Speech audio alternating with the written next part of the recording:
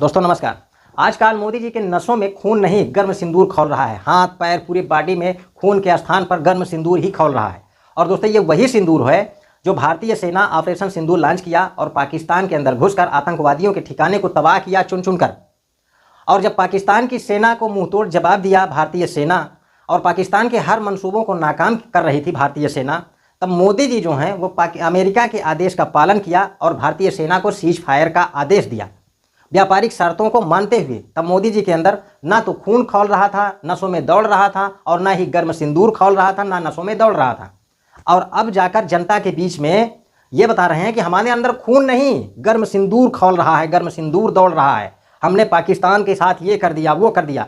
अरे भारतीय सेना जब पाकिस्तान के हर मंसूबों को नाकाम कर रही थी तो आपने अमेरिका के आदेश का पालन करते हुए, व्यापारिक शर्तों को मानते हुए भारतीय सेना को सीज फायर का आदेश क्यों दिया? वो भी तब जब भारतीय सेना पाकिस्तान के हर मंसूबों को नाकाम कर रही थी, इनके मिसाइलों को हवा में ही उड़ा दिया जा रहा था, फिर भी भारतीय सेना को सीज फायर का आदेश दिया। तब मोदी जी का खून जो है वो क्या पानी था?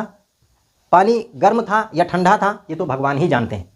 और दोस्तों जब पहलगाम में आतंकवाद की घटना होती है, और सबसे बड़ी बात यह है कि आज 1 महीना हो गया इस घटना को हुए, और जब ये घटना हुई तब मोदी जी बाहर थे, विदेश से आए और सीधा बिहार में चले गए, वहां पर जाकर दहाड़ रहे हैं। और ये 28 से ज़्यादा जो निर्दोष व्यक्ति मारे गए, जिनको धर्म पूछकर गोली मारी गई, आतंकवादियों ने जाने ली हैं, उनके नाम पर मोदी जी वहां बिहार में वोट मांग रहे थे, राजनीति कर रहे थे। और जब भारतीय सेना पाकिस्तान के अंदर घुसकर ऑपरेशन सिंदूर के तहत आतंकवादियों के ठिकानों को बर्बाद किया, तबाह किया, तब मोदी जी का इस तरह का पोस्टरबाजी चल रहा था, आप लोग भी देख सकते हैं। और जब 28 से ज़्यादा निर्दोष पर्यटकों की जाने गई थी तब मोदी जी फिर इस तरह से भाजपा जो है वो पोस्टरबाजी करके राजनीतिक फायदा ले रही थी।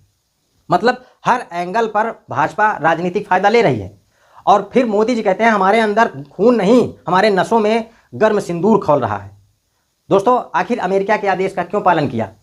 और अब बता रहे हैं कि हमारे अंदर गर्म खून नहीं गर्म सिंदूर खौल रहा है। दोस्तों ये वही सिंदूर है जो भारतीय सेना ने ऑपरेशन सिंदूर लॉन्च किया था। और अभी हमने पहले ही बताया कि आज 1 महीना हो गया ये जम्मू कश्मीर के पहलगाम में जो आतंकवाद की घटना हुई।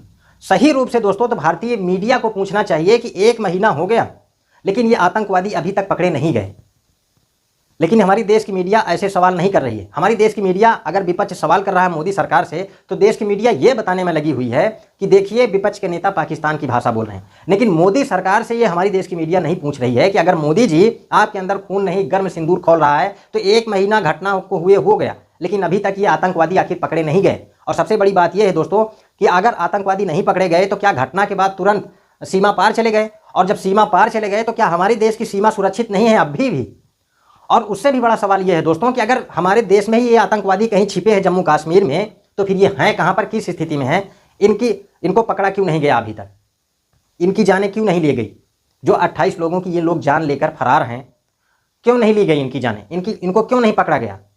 और अब दोस्तों एस जयशंकर, रक्षा मंत्री अमित शाह, गृह मंत्री अमित शाह, रक्षा मंत्री राजनाथ सिंह, प्रधानमंत्री नरेंद्र दामोदर दास मोदी, इनकी बहुत बड़ी उपलब्धि है 1 महीने के बाद कि ये लोग आतंकवादियों की सिर्फ पहचान कर पाएं।